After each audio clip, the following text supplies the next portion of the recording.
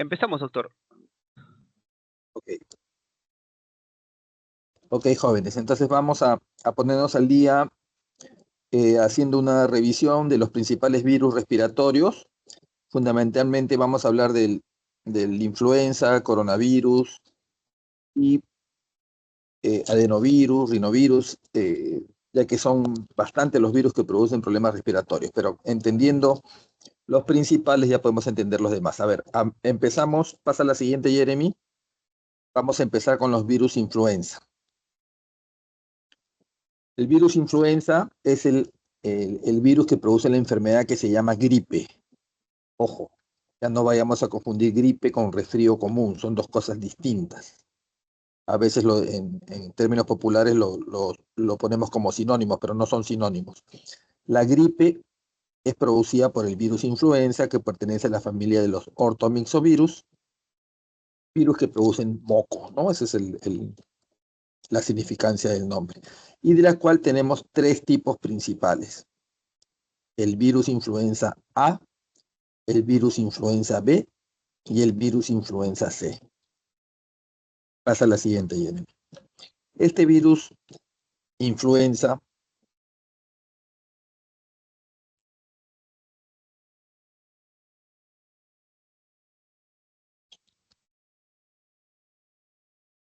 tiene características de su proteína, de su nucleocápside. De ahí se viene la diferencia, pero solo el virus A tiene subtipos.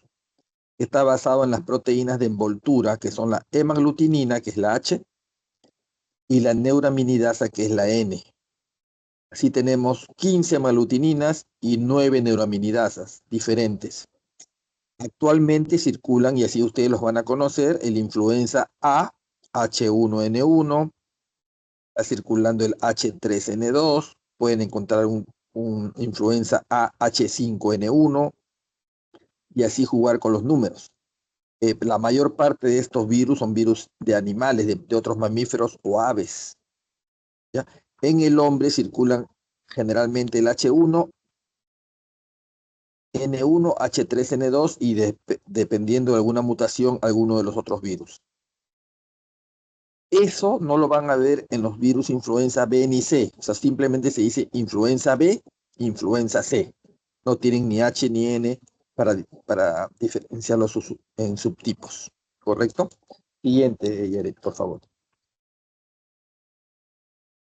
Bien, es un virus de forma esférica, tamaño mediano, 100 a 200 nanómetros. Su ácido nucleico es un ARN, una sola cadena. Tienen envoltura con glicoproteína fundamentalmente, que son las hemaglutininas en un 80% y 20% la neuraminidasa, que ya hemos visto que en el caso del virus A es quien les da los subtipos. Tiene una enzima ARN polimerasa y una envoltura lipídica con una capa proteica llamada matrix a su alrededor. Vamos a ver la siguiente. Debe estar el esquema del virus. Esa es la microscopía electrónica, un virus esférico con sus glicoproteínas en envoltura. Siguiente.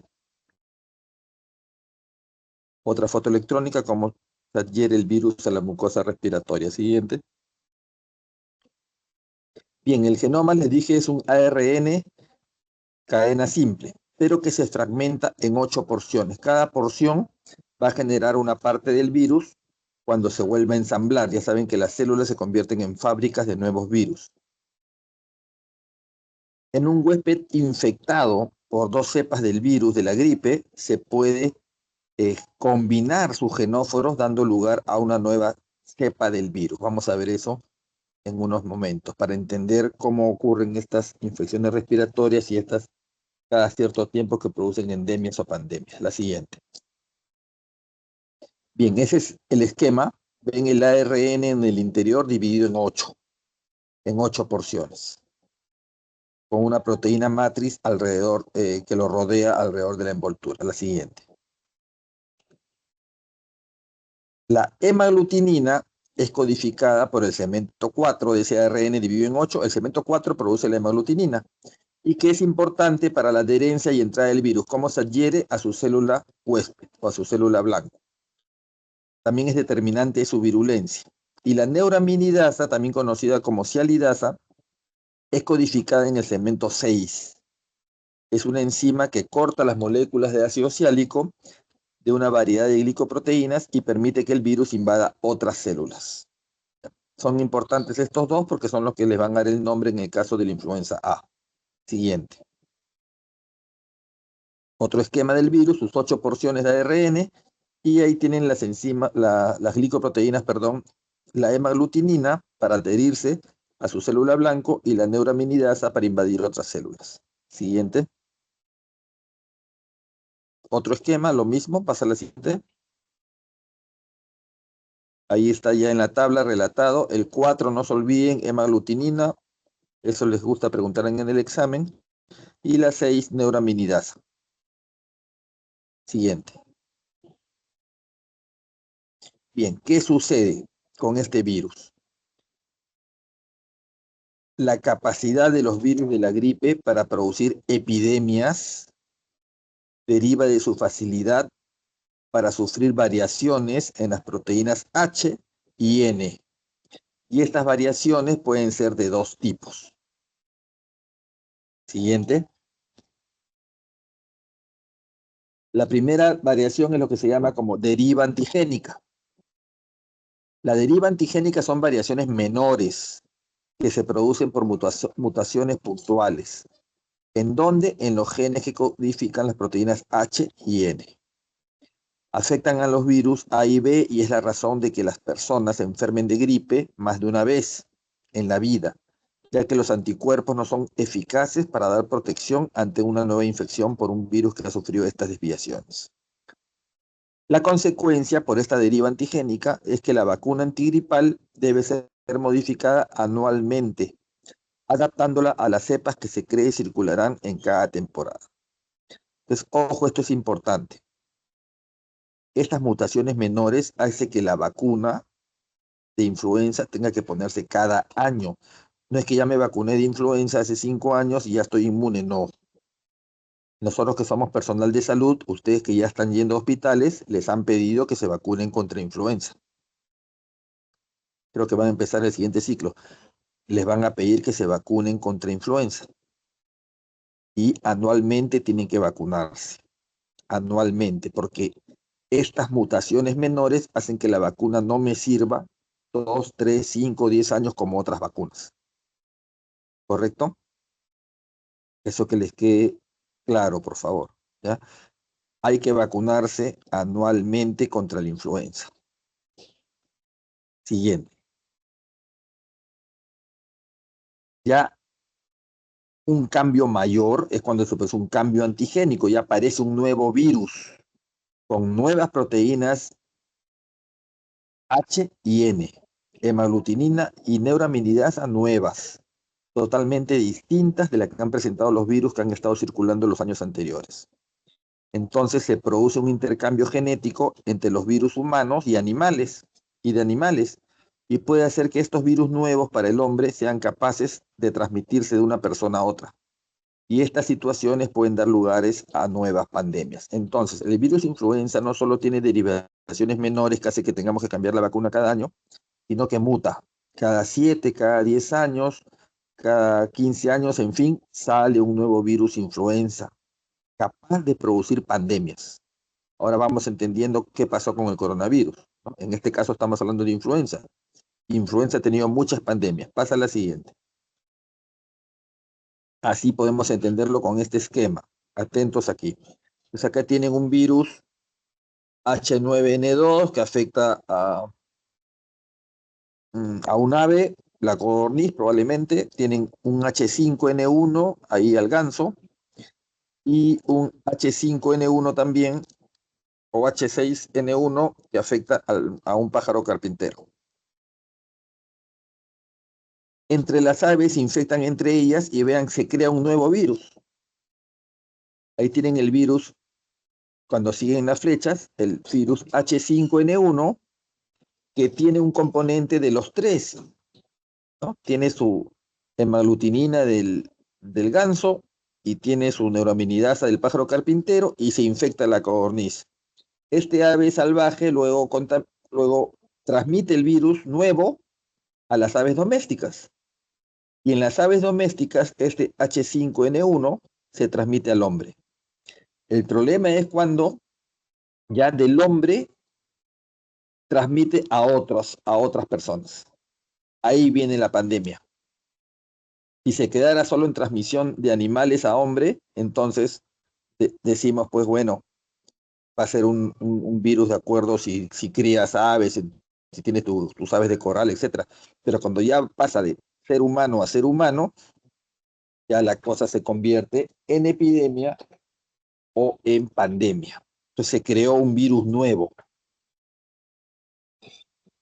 Pasamos a la siguiente. Entonces, ese gripe aviar H5N1, que acabamos de verlo, ¿dónde se originó? En China. En China. Ahí todo se origina en China. Proximidad entre las personas, cerdos, pollos, patos, que se da en China, y China se convierte pues en fuente de muchas cepas pandémicas del virus de la gripe. Siguiente. Entonces, ¿qué ocurre con este virus influenza? Cada cierto número de años ocurre un cambio por recombinación de los genes del virus y se traduce epidemiológicamente en una pandemia. Las pandemias se caracterizan por un aumento significativo de la severidad de la infección. En los últimos 100 años, estamos hablando de un siglo para atrás, han ocurrido por lo menos 5 pandemias por el influenza A. Vamos a la siguiente. Entonces ahí tienen 1889, H2N2, 1918, Primera Guerra Mundial, H1N1, se llamó gripe española, 20 millones de muertos. 20 millones de muertos, más que lo que hemos tenido con coronavirus. Ojo, 1957 reaparece el H2N2, se llamó la gripe asiática. 1968, H3N2, gripe de Hong Kong. 1976, H1N1. Luego hemos tenido la gripe aviar con el H5N1 y la última fue la gripe porcina. Pasa a la siguiente. Vamos a ver si relatamos eso. Entonces ya sabemos, ahí tienen ustedes otro esquema con los años donde se han producido las pandemias y por lo tanto tenemos que estar preparados porque el virus de influenza en algún momento ya le toca ya aparecer otra mutación y aparecerá otra pandemia. ¿Qué tan agresiva será la pandemia? Eso no lo podemos anticipar. Pero que va a haber pandemia por nuevo virus de influenza, va a haber. Eso no lo vamos a evitar. Siguiente. Desde entonces están circulando en la comunidad los subtipos H1N1 y H3N2 con variaciones anuales en la predominancia de cada una. Entre los años pandémicos existen periodos en que el virus causa anualmente brotes epidémicos más limitados. Entonces nosotros esperamos qué virus está circulando en Europa, en el invierno de Europa, circuló el H1N1, entonces así se prepara la vacuna y se importa para colocarnos nosotros durante el invierno. Obviamente ahora estamos en un año con fenómeno del Niño, entonces no hay frío.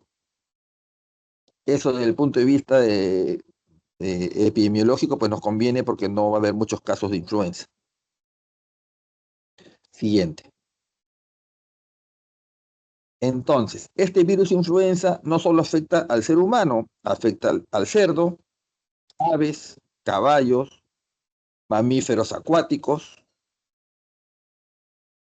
Entonces, que no nos extrañe que aparezca un virus con componente del caballo, del cerdo, de la ballena, ¿no? Virus, influenza de la ballena, y que se afecte al hombre y crea un nuevo virus y una nueva pandemia. Siguiente. La última pandemia ocurrió el 2009, 2012 ya toca un nuevo influenza. El AH1N1 se llamó la gripe porcina, tenía un componente de cerdo. tenía un componente de ave, hace un componente de ave, 2 cepas porcinas y una humana. Sufre una mutación y dio salto entre especies o heterocontagio de los cerdos a los humanos, contagiándose de persona a persona. En el año 2009, 250.000 casos en el mundo, murieron 3.000. En el Perú hubo cerca de 7.000 casos, 100 muertos. Pasa a la siguiente. Entonces ya en el 2009 caminábamos así. Esa foto es 2009, con mascarilla. No es que con el coronavirus que han vivido ustedes, sino ya el 2009, influenza porcina, gripe porcina, nos preparamos para recibir casos. Felizmente se autolimitó, ¿no? Como ven la proporción, 250.000 casos en el mundo, en el Perú 7.000 casos. No fue tan agresivo como esperábamos. Eso ya es el comportamiento del virus, que felizmente no fue tan agresivo. Siguiente. ¿Cómo se transmite? Ya sabemos, como todos los virus respiratorios, lo mismo que para corona, ¿no? Estornudo, toso, contacto con las manos, artículos contaminados, pero todo es respiratorio. Gran contagiosidad. El periodo de incubación es de 1 a 3 días. El virus va a ingresar por nasofaringe en las células del epitelio de la mucosa de vías respiratorias superiores. Y cuando se lesiona el epitelio ciliar, pierde su función de defensa y podría haber una flora bacteriana secundaria que condiciona neumonías, ¿ya? Pero el virus te da paros respiratorios, te da neumonitis y podría haber una infección bacteriana secundaria. Siguiente. Las gotitas de Fruger que se diseminan cuando uno tose, estornuda, etc. Y de ahí viene la gran contagiosidad. Siguiente. La gripe, hay comienzo brusco de fiebre, escalofríos, dolor de cabeza, no es un resfrío común. Lo vuelvo a repetir, malestar general, mialgias, dolor de garganta, congestión nasal, tos con desgarro. Promedio está 5 días mal, pero los síntomas generales como cansancio y malestar general persisten por 2 semanas. A diferencia del rinovirus, que da el resfrío común, que en 2 o 3 días ya estás bien. Acá no, 5 días que estás enfermo y te sientes mal por 2 semanas. Siguiente. Aquí algunos cuadros, alguna diferencia en el cuadro clínico entre resfrío y gripe. El resfrío, la fiebre es infrecuente o baja, a diferencia de la gripe que es alta, cefalea en la gripe, dolores musculares en la gripe, decaimiento, fatiga, cansancio en la gripe, congestión nasal más frecuente en el resfrío, estornudos más frecuente en el resfrío, dolor de garganta más frecuente en el resfrío. Siguiente. El clásico, ¿no? Cuando uno está con su cuadro respiratorio. Siguiente. La mejor forma de prevenir la gripe es vacunarse cada otoño. En abril deberíamos haber estado vacunados, mayo ya pues se pueden vacunar, junio ya estamos supuestamente, a fines de junio estamos cerca del invierno, deberíamos estar todos vacunados. Hay 2 tipos de vacuna, la vacuna intramuscular, que contiene virus muertos, o virus inactivos, mejor sería el término, ¿no? Inactivos. Se puede usar para todas las personas mayores de 6 meses. Y hay una vacuna con un rocío nasal, que es con un virus vivo atenuado. Y se usa para personas saludables de 5 a 49 años de edad que no están embarazadas. Ambas vacunas están designadas para proteger contra 3 virus de influenza que circulan cada año. Las vacunas para la gripe se cambian cada año, ya que los virus cambian cada año y pueden infectar a las personas aun cuando ellas hayan tenido la gripe anteriormente. Eso ya lo hemos repetido. Siguiente. Bien. Entonces quedó claro influenza, tenemos que estar preparados para un nuevo virus que puede aparecer en cualquier momento. Rinovirus son el grupo de virus que pertenecen a la familia picornavirus, pico pequeño, RNA, virus pequeños, RNA. son los rinovirus que dan el resfrío común. Eso es lo que todos constantemente estamos 2 o 3 veces al año, sufrimos un cuadro de resfrío común. Son virus pequeños que miden 18 a 30 nanómetros sin envoltura. Son virus con ácido nucleico ARN y que usan los receptores para el epitelio respiratorio, sobre todo la molécula de adhesión intracelular, el ICAN-1, y lipoproteínas. La siguiente. Se han identificado, dependiendo de la técnica, 120 serotipos, con otra técnica 100 serotipos de rinovirus. Existe una gran cantidad de rinovirus, de tipos rinovirus, por eso que no se puede desarrollar una vacuna contra el resfrío común. No hay vacuna contra el resfrío común, aparte que el cuadro, digamos, el cuadro respiratorio es leve, o sea, la molestia es primer, segundo día, después ya te sientes bien, pues no vale la pena desarrollar una vacuna para un cuadro que es leve. Siguiente. El rinovirus es la distribución mundial, son los principales causantes del resfrío común y se presentan todo el año. Aumenta en primavera y otoño. Cada persona tiene 2 o 3 episodios en un año, debido a que circulan muchos serotipos con muy poca o nada protección cruzada. Los niños menores de 5 años son los más susceptibles y constituyen la fuente primaria de infección a nivel familiar. Y se disemina de persona a persona por los mismos mecanismos, ¿no? Contacto de manos o aerosoles. Siguiente. Periodo de incubación 1 a 4 días.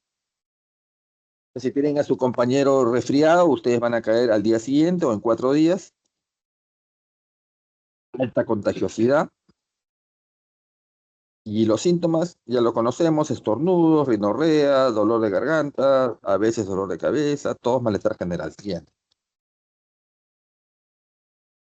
Típico resfrío común. Siguiente. Bien. Vamos a hablar ahora de los coronavirus. La familia Coronaviridae, con el género coronavirus, con 4 familias, alfa, beta, gamma y delta. Únicamente se conocen 7 coronavirus causantes de enfermedad en los seres humanos. Son virus ARN, que tienen forma de una corona solar, de ahí viene su nombre, y que tienen un tamaño mediano entre 60 y 220 nanómetros. Siguiente. 4 de los 7 coronavirus se asociaron al resfrío común, un resfriado, rinorrea, estornudos, etc.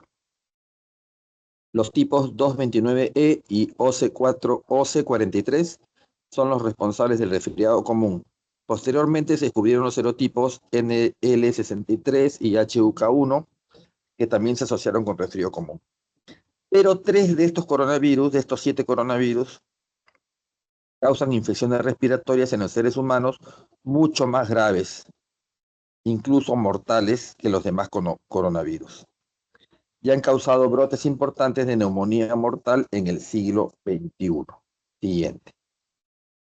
Entonces, nosotros hemos vivido la pandemia del SARS-CoV-2, pero ya teníamos la alerta en el año 2002, cuando apareció el SARS-CoV, el coronavirus que produce el síndrome respiratorio severo. Apareció en el 2002 el brote de síndrome respiratorio agudo grave, el SARS, que comenzó ¿dónde? En China. 2002. Luego apareció el MERS, que es el síndrome respiratorio del Oriente Medio. ¿Cuándo apareció? 2012. Y luego vino la pandemia que ya todos conocemos, el 2019, el conocido como COVID-19, que comenzó en Wuhan, China, a fines de 2019 y que se diseminó por todo el mundo en esta pandemia terrible que pasamos en esos años. Siguiente. Entonces, el virus, ahí está como aspecto de corona solar, ya lo conocíamos. Pasa a la siguiente.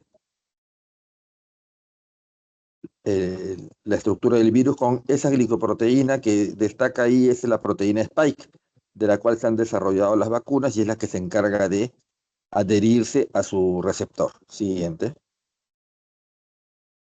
Entonces, cuando apareció el 2002-2003 el síndrome respiratorio agudo severo, la OMS reportó un total de 8.000 casos, 8.000 personas infectadas, pero la alerta fue que murieron cerca de 800, o sea, tienes una mortalidad del 10%.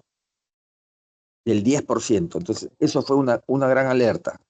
Sin embargo, como el virus quedó localizado en China, y cuando apareció el virus, recuerdo que el personal, sobre todo en los hospitales, deben haber los videos ahí, buscar los videos. El personal no podía salir del hospital. Era terrible ver a las enfermeras tratando de escaparse por las ventanas. Pero miren, estamos hablando de 8.000 personas, 800 muertos. 10%. Fiebre alta, dolor de cabeza, diarrea, y después de 2 a 7 días empieza la neumonía, en la cual estos pacientes requerían ventilación mecánica. Lo mismo que hemos pasado con el del COVID-19, pero en proporción menor. Entonces ya había el coronavirus, no se hizo vacuna en ese momento. Simplemente quedó como alerta, como quedó en China, no se hizo mucho caso, pero la preocupación era que este virus sale, no tanto era el problema que hagan neumonía, sino el problema era la ventilación mecánica. O sea, no vamos a tener suficientes ventiladores para todos los pacientes que se van a enfermar. Siguiente. Luego apareció el MERS, 2012, casi 10 años después. Síndrome respiratorio del Oriente Medio. 2.000 y pico de casos, 800 muertos, o sea, 35% de mortalidad. Te infectabas y tenías 1/3 de posibilidades de que mueras. Ya fue en 27 países. Ojo, la fuente principal del virus eran dromedarios y murciélagos. Pero felizmente hubo baja transmisión de persona a persona. Si no se hubiera diseminado este virus, hubiera sido terrible. Siguiente. Acá apareció el coronavirus SARS-CoV-2 que todos conocemos en diciembre de 2019 en Wuhan, China. Lo que quiere decir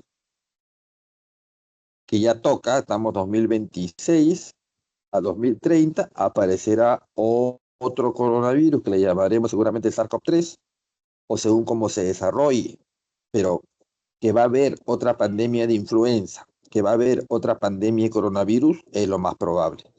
¿Cuál es la ventaja ahora? Que ya desarrollamos una vacuna o tenemos la tecnología para desarrollar una vacuna y se vio que era efectiva y se puede desarrollar para los nuevos virus que aparezcan.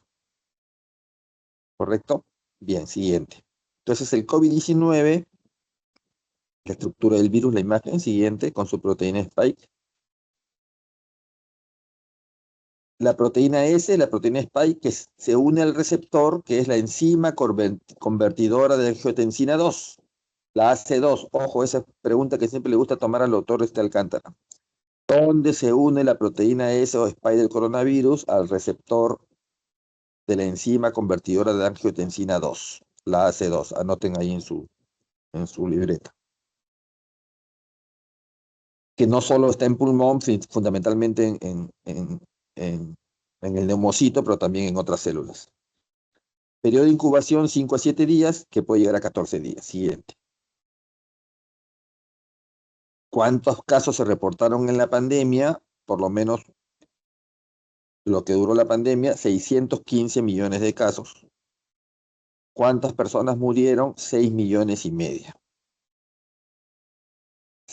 1% de muertos. No los 20 millones de la gripe española cuando la población era menor, pero ese 1% de muertos significó, aparte de los casos, significó el colapso de los sistemas de salud en todo el mundo, porque ningún país tenía la cantidad de ventiladores mecánicos para dar soporte respiratorio a los pacientes, y menos el Perú.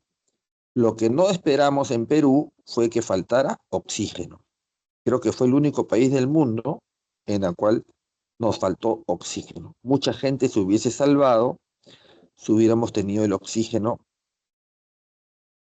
o los balones de oxígeno a la mano para salvarlo. La gente se murió por falta de oxígeno. Hasta que felizmente aparecieron las vacunas. Primero la vacuna de virus inactivado, la China, el Sinopharm nos pusieron a nosotros, en la cual Vizcarra fue el primero en vacunarse. Luego salieron las vacunas de AstraZeneca con un vector viral que era el adenovirus.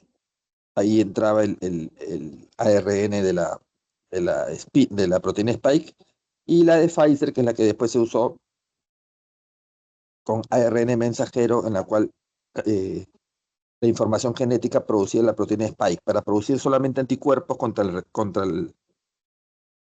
la glicoproteína del virus, que es la proteína S o proteína Spike. Es la que después nos vacunáramos todos. Siguiente. Variantes del coronavirus. Hay una serie de variantes. Ya hemos entendido cómo se producen estas pequeñas derivas antigénicas que te cambian la proteína S, y por lo tanto es necesario modificar la vacuna. La que quedó circulando fue la Omicron, la última. Siguiente. Bien, entonces, eso es la pandemia de coronavirus, ese es el virus coronavirus. ¿Va a haber otro nuevo coronavirus? Por supuesto que va a haber otro apenas se mute la proteína S.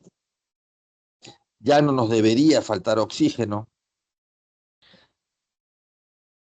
Ojalá que el sistema de salud mejore para tener ventiladores mecánicos. Ahora sin pandemia nos faltan ventiladores mecánicos. Así que si viene nueva pandemia, eso va a ser un talón de Aquiles para todos los sistemas de salud, porque cada uno de esos equipos son caros, ¿no? Estamos hablando de 75.000 soles mínimo de un ventilador mecánico, y que se requiere pues para cada paciente. El virus respiratorio sincitial. Este es otro virus que pertenece a la familia de los paramyxovirus, tamaño mediano, ARN también, con dos glicoproteínas, la G y la F, y que da variantes genómicas que se distinguen dos grupos de virus sincitial respiratorio, el A y el B. Siguiente. Ese es el esquema del virus con su cadena de ARN. Siguiente. Y este virus es de distribución mundial y afecta sobre todo a los niños en el primer y segundo año de vida. 50 a 70% de niños han tenido su episodio de bronquiolitis, que es la infección principal, por el virus sincitial respiratorio en los primeros 2 años de vida. Prácticamente todos nos hemos contagiado a esa edad. Tasa de ataque en salas de cunas, 90%, y es el causante del 75% de bronquiolitis, es el cuadro principal, 50% de neumonías de niños menores de 2 años. Su cuadro fundamental de la bronquiolitis va con sibilancias, tienen un lactante con sibilantes, simula un asma, pero no es un asma porque muy pequeño, digamos. Hay asma de lactante, pero es más raro. Y si hay acompañamiento de fiebre, pues tienen ustedes un cuadro de bronquiolitis. Siguiente. El caso del virus parainfluenza. También son de los paramyxovirus, tamaño mediano. Y el parainfluenza se caracteriza, también son ARN, se caracteriza por dar un cuadro clínico que se llama laringotraqueitis o falso Krupp, para distinguirlo del verdadero Krupp, que es el de la difteria. Siguiente.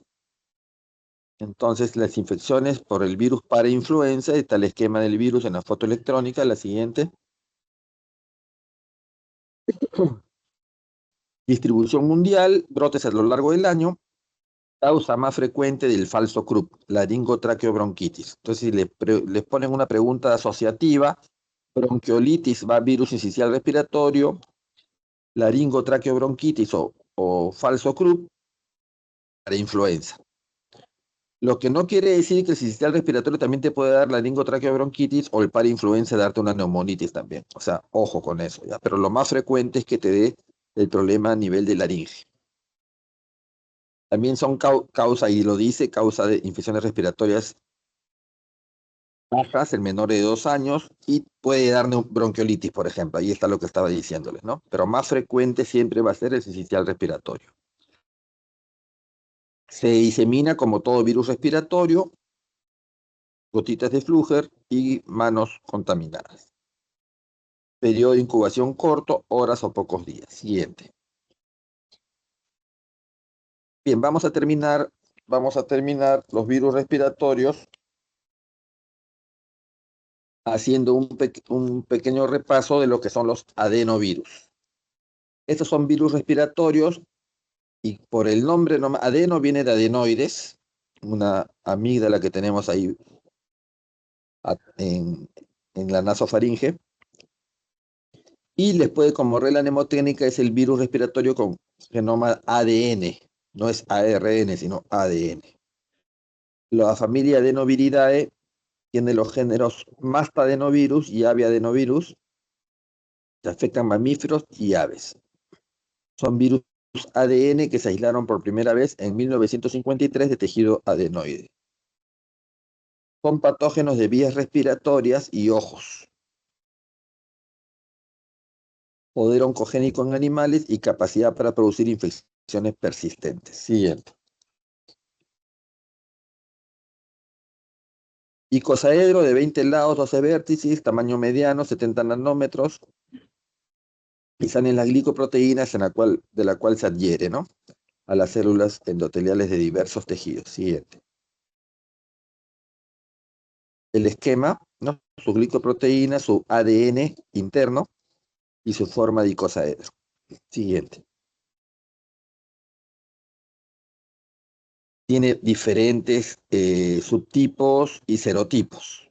Los subtipos van de la A a la E y los serotipos, dependiendo, dan los cuadros clínicos. Por ejemplo, tienen ahí enfermedades respiratorias agudas, el subgrupo B, con los serotipos de 3, 7, 11, 14, 16, ahí está la tabla.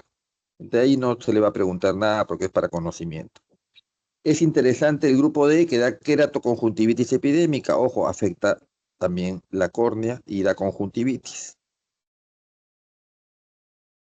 El grupo E, enfermedad respiratoria aguda epidémico, y el grupo F, con el serotipo 40, 41, 42, da diarrea. Diarrea. Siguiente. Entonces, fundamentalmente infecciones respiratorias responsables del 5 a 10% de las infecciones respiratorias agudas en niños menores de 5 años y de 25% en adultos jóvenes. Van desde la faringitis, rinofaringitis, amigdalitis, laringotraqueitis, bronquitis, bronquiolitis y neumonías. Siguiente. Todo el cuadro respiratorio. Pero también da infecciones oculares. Ojo, esto nos permite distinguirlo. Si tienen ustedes un paciente con su faringitis viral y conjuntivitis, lo más probable es que eso sea un adenovirus. Es conjuntivitis folicular aguda, la más común benigna, se resuelve sola en 10 a 14 días. La fiebre faringoconjuntival epidémica en piscinas, uno va a la piscina y termina con su cuadro de garganta, es un adenovirus. Y la queratoconjuntivitis, que ya se afecta a la córnea, puede afectar la visión. Siguiente. La conjuntivitis típica generalmente son virales, ya son virales, por adenovirus. Siguiente. Fiebre faringoconjuntival. O sea, el paciente con faringitis y a la vez conjuntivitis, ya tienes el diagnóstico de adenovirus. Siguiente.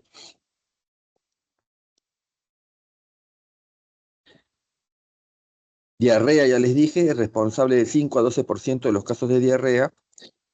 Hay un cuadro clínico bien interesante que se llama cistitis hemorrágica aguda. Recuerden eso para que no se asusten en el examen. Cistitis hemorrágica aguda. Un hombre joven que de repente empieza a orinar sangre con dolor suprapúbico y dura 5 días. Y que después de los 5 días se resuelve solo. Están comprometidos los serotipos 11 y 21, los más implicados. Cistitis hemorrágica aguda, es producida por adenovirus. Cuando le pongan qué virus produce cistitis hemorrágica aguda, van a marcar adenovirus. Siguiente. Y esa era la última. Bien, bien jóvenes. ¿Alguna pregunta? ¿Alguna duda? Ustedes han vivido la pandemia de coronavirus, así que son expertos en coronavirus.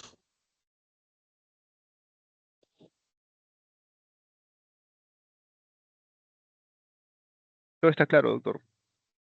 Muy bien, Jeremy. No hay preguntas. Ujú. Si no hay preguntas, chicos, entonces dejamos ahí. Ya voy a alcanzar las preguntas para el examen.